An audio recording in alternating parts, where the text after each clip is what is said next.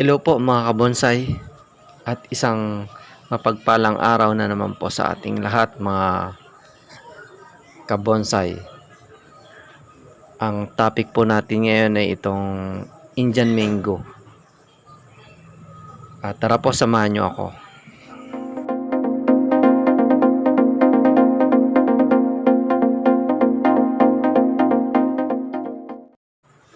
Mga kabonsai, mayroon po tayong napalaki na Indian mango dito sa ating bakuran. At siguro napapanahon na para kunin natin siya at i-repot po natin. Dahil na malaki na po sila. Ayan po, at kasalukuyang hinuhukay na po natin yan. Bali, dito sa lugar na to ay merong dalawang Indian mango na tumubo po at napalaki natin. Ngayon po, ang plano natin dito sa Indian mango na to, pagka nailipat natin sa training pot, gagawin natin siyang grafting. I-grafting po natin yung Indian mango. Kukuha po tayo ng Indian mango, yung pinakasanga na namumunga na, at i-grafting po natin. Idudugtong natin sa mga sanga ng kinuha natin na Indian mango na to. Pero hintayin po natin na talagang buhay na po siya doon sa ating training pot bago natin gawin to. Yun po ang purpose natin, kaya kinuha natin tong mga Indian mango na to, kasi hindi rin naman po ito gaganta dito dahil siksikan yung lugar niya at kailangan talaga kunin para i-repot. Ayan po, at kukunin na natin po yung pangalawang Indian mango na nandito.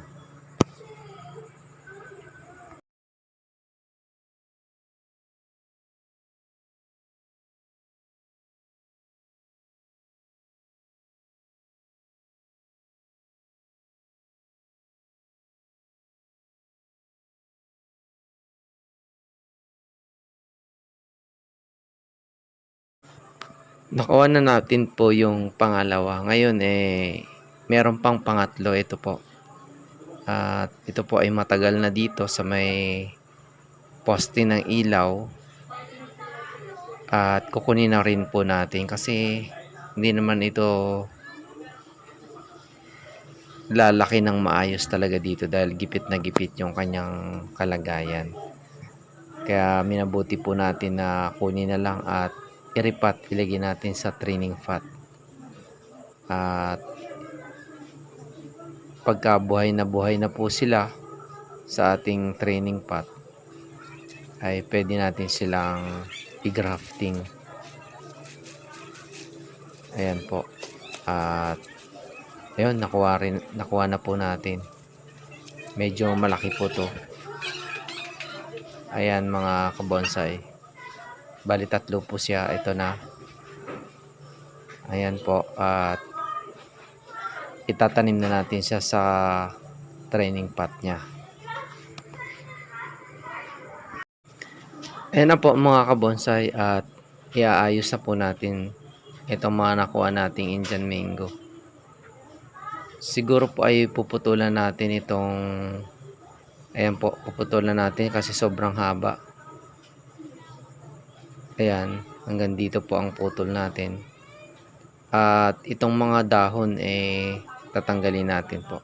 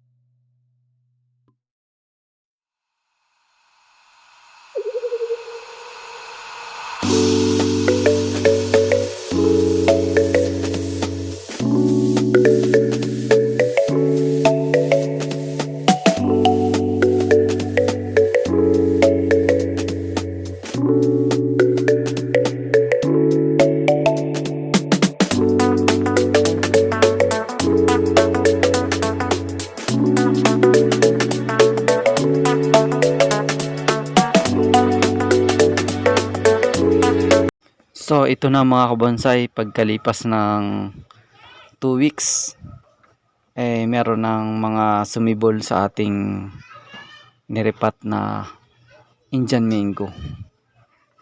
Ito na po. Hanggang dito na lamang po ang ating video. Sana po ay huwag nyo kalimutan na i-like, i-share at mag-subscribe sa aking channel. At hanggang sa muli po, lagi kayong mag-iingat at God bless po sa inyo.